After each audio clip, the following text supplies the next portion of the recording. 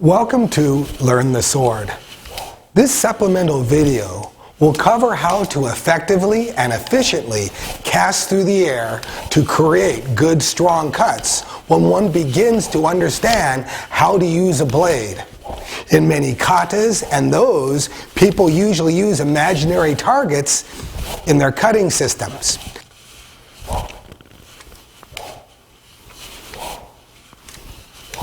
Today, we're using a shinken with a bohi. Now, what a bohi is, it is that what they call a blood groove in the back of the blade, if you're used to that terminology, or just the groove here. What it does is, it creates resistance with the wind when it's cast out correctly in a correct line of attack. When that is done, the sound of the whistle will vary, depending if it's light, medium, or strong. Sometimes if the angle of attack isn't correct, what will happen is you won't hear a good strong tone. But if the angle of attack is nice and strong, such as this, you will hear a nice whistle come from the blade. This is very, very important when you want to promote and practice good, strong, consistent cuts.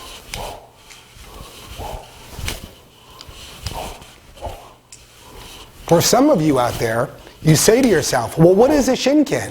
A shinken is a frickin' sharp sword.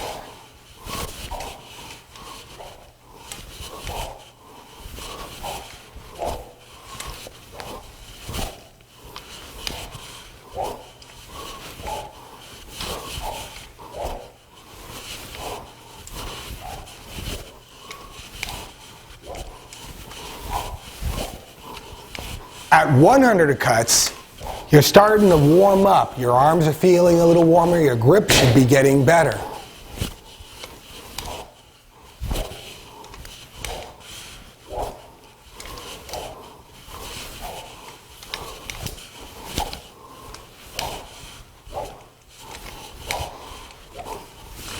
When one casts the sword through the air and creates a good sound effect, it isn't always consistent. And that is that every time you cast out the sword, the variation is a little different. Moreover, fatigue starts to set in. A lot of times when you first cast out the sword, you have a really nice strong cut. But after the third or fourth, and maybe the fifth cut, the angle of attack changes and also the whistle. Therefore, this whistle that you create with each and every strike and cut becomes a training aid. And this training aid I want you to look at as, for example, if you played the piano as a pianist, at the very beginning of your training, you would probably use a metronome that goes tick-tock back and forth to create the proper beat and be consistent when you learn. The same application is to the sword as far as a lot of my Japanese teachers taught me. Therefore, if you could have consistent whistle in your strikes, what's going to happen is your shiboru, or the ringing of the blade, will become more positive, stronger, and you won't telegraph your thoughts or intentions because your hands are moving when they shouldn't.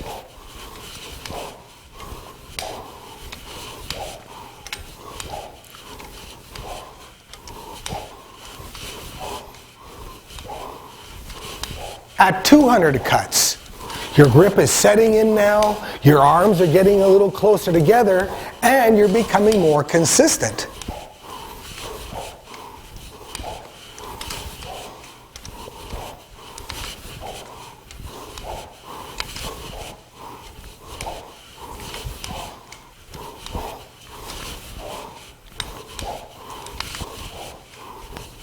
During this video, you will observe that I will create 1,234 cuts in just over 22 minutes.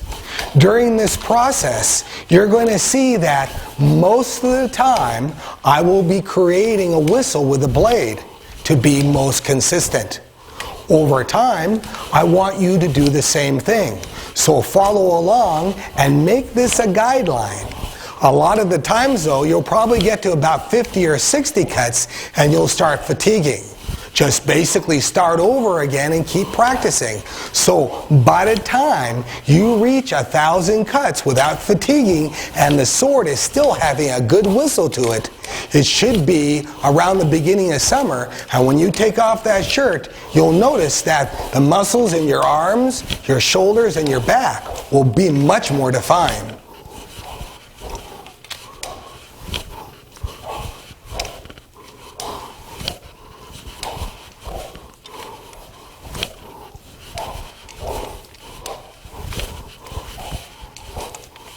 At 300 cuts, you're starting to get a slight workout where you're not becoming sweaty, you just have a nice glow.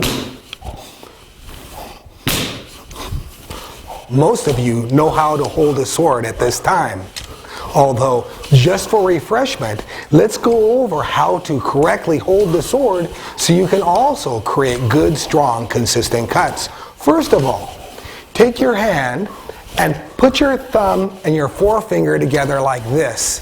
And when you come in, you grab the sword, you're not going to grab it like you would a hammer as much. You're going to come in off the top like this, almost like you're holding it to right with it. After you've created that in this manner, then you're going to slowly wrap your fingers around it this way. If you see the other side, you can see how that holds. And same with your left hand, you're going to do the exact same thing, and that is come in, grab it at this way, making sure that these knuckles aren't bent as much. It's going to feel weird just because it does. But remember, if it feels weird, it will start you on how to readjust your hands a little bit more correctly, because as of now, many of you might have bad habits, and that is holding the sword a little incorrectly, and that's why when you do any test cutting, one cut is good, but the other isn't as good.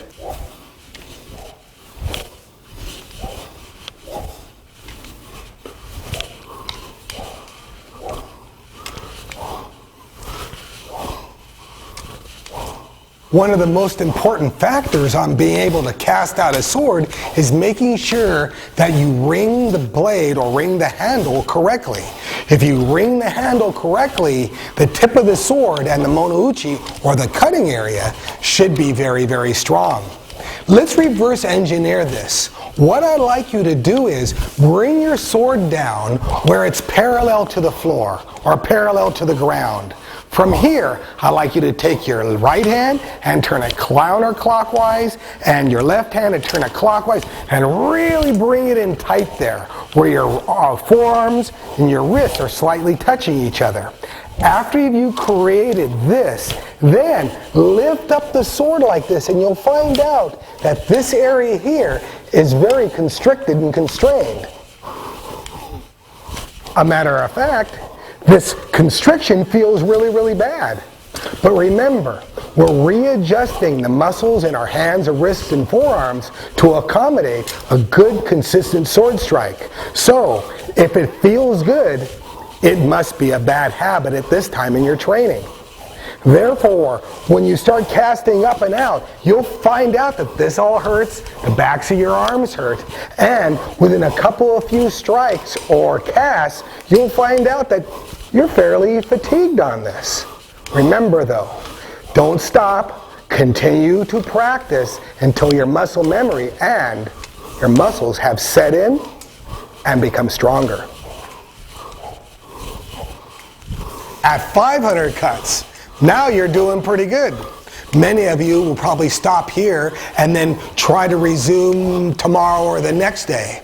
Remember, 500 cuts is pretty good. That means you probably worked out for about 10 whole minutes. As you can see, I use different cutting patterns. Of course, there's the Happogiri, the basic 8 cuts, but I'm also doing other exercises in this, if you can notice. With my back to the camera, you see me cutting the alphabet. The alphabet isn't that difficult to cut. You can cut short little alphabet like an A, or a large one like this as an A. I want you to cut it more like it's in Greek lettering, everything with little bitty straight cuts that equal the A, B, or C, for example. Practice that over and over again, and you'll find out how sore your forearms will become.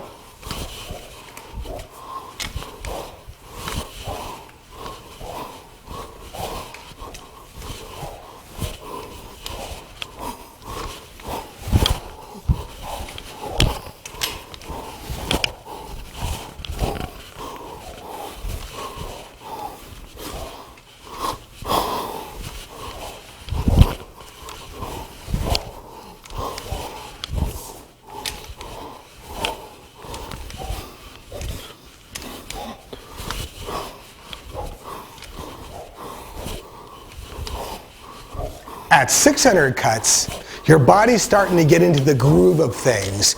You've gone that extra couple hundred cuts now, and you're starting to feel pretty good about it. Your arms are in, you're casting a little better. Even though your hands are starting to become a little bit tingly, that's okay. And you notice your stances and your turns are a lot better.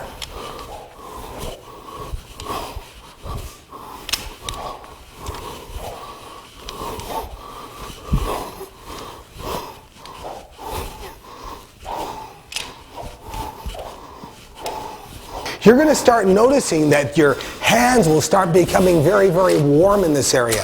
This is the beginning of a blister. I don't want you to get blisters. I'd rather have you work on your muscles more, because the minute you get a blister, a lot of you are going to stop for a week until everything's healed up, and probably not want to do this again just because. But remember, if you have a lot of practice, you will have much better strikes. Therefore, I suggest getting a pair of cheap gloves.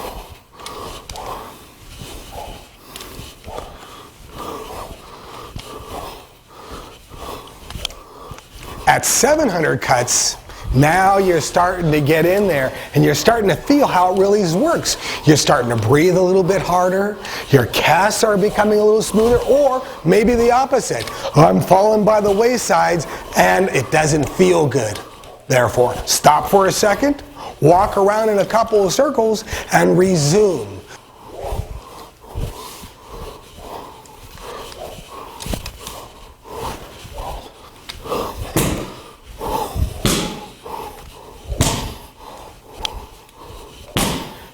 After you've adjusted your hands and you're starting to bring your forearms, your elbows in, and your stances are becoming a lot tighter, you'll notice your striking technique will be a lot more consistent.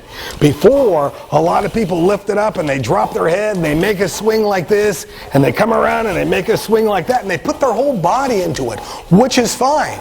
But it isn't about you. It's about the tip of the sword getting to the target area and cutting. Therefore, instead of trying to roll around here and looking like you're eating a taco, I want you to lift up, stay up, bring the sword in straight, and just a little bit. See the minor adjustments. Because most people at this time, they cut with their hands, and again, not with the tip of the sword. This will take a while for your muscle memory to set in, but that's very important. And that's why when you see yourself in the mirror or in a video, your shots are really strong and full like this, which is nice. But if you keep everything into basically a hop-so position and a jodan position this way, you'll find out that the cuts will be a lot stronger and better.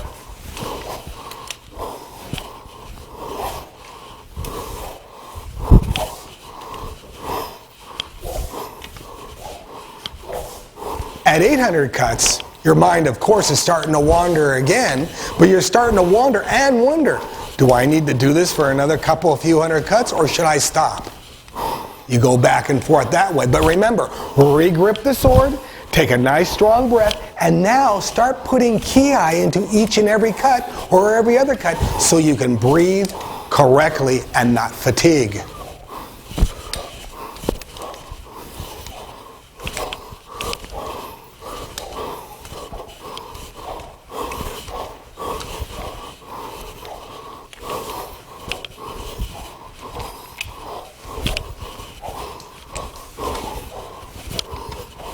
And remember, when you're practicing with a Shinken, make sure your hands are behind the blade, because if they come in front of the blade, these things are frickin' sharp and you'll cut something that you didn't want to.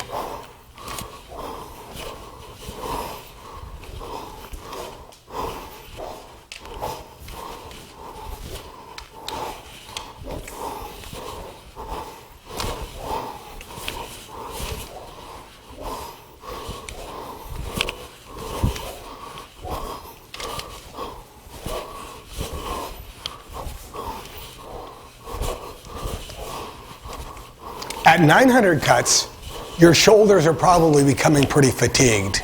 Your feet are okay. You're still turning around and you're staying consistent, but now the sword is lagging behind a little bit. I want you to put a little bit more emphasis on that and swing out again pretty nice and strong so you can be consistent all the way to the end. On these 8 basic cutting patterns, they're very simple to follow. Your downward cut, or a downward diagonal cut, or opposite, an upward diagonal cut, or opposite, a downward diagonal cut to the right, and of course an opposite cut upwards to the left. After that, you have your horizontal cuts, and if you want to put a stab or a thrust in there, you can also. These basic 8 cuts aren't used all the time. In most sparring and fighting, you usually just see 3 basic cuts. Your 12-6 or vertical cuts, and your 2 downward angular cuts. Most of the time when you spar, like in any type of sparring with a sword, any uppercuts feel good, they look good, but you start offering your head because it isn't protected here. That's why, for example, in kendo, most all the strikes come in a fast forward way like this, with kotes, mendos. What I'd also like you to understand is the possibilities of combining all these strikes together into any form or any patterns you want. You're not stuck with any set pattern at this time in this training video.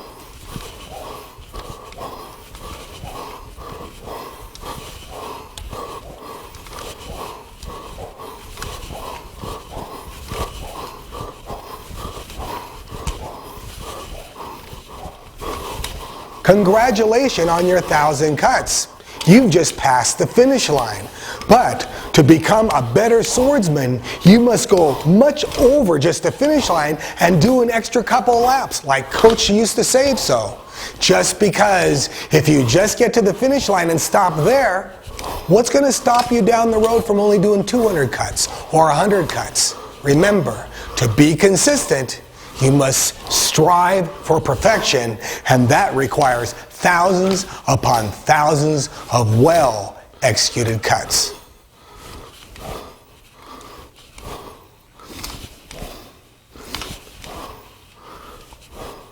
It is very important when you go from 2 hands to 1 hand that you keep your shoulders and your elbows in, and you don't cast out too hard to hurt anything. Remember, it's not about your hands hitting the target, it's about the tip of the sword hitting the target.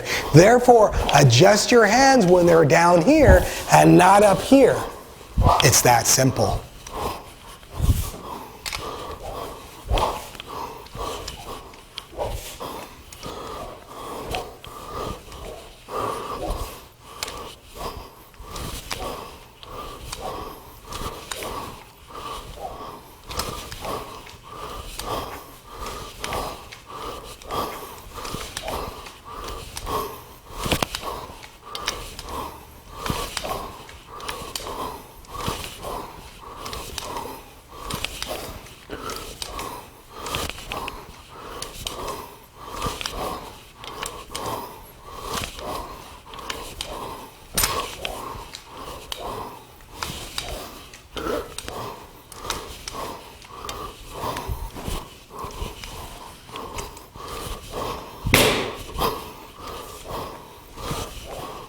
As you've noticed, by the time you have 1,100 cuts in, you're sweating pretty good.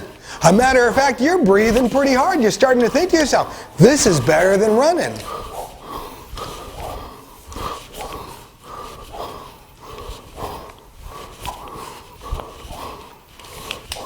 When you practice downward vertical cuts, you have a tendency to make full versions and come all the way down like this in a full pattern. Although when you start coming off the side, they're not as full and they're not as long, basically because your arms don't work that way yet at this part of your training. Also, when you're doing horizontal cuts, a lot of people put their cuts up. As a general rule, it should be down towards their waist a little bit more, where their hands are, and as their hands are at the bottom, all they have to do is lift up the blade this way and make a cut. It's that simple. So take those into consideration when you go from a diagonal cut to a vertical cut, back to a horizontal cut, and move it around. But remember, you cut from your waist because that's the most powerful part of your foundation.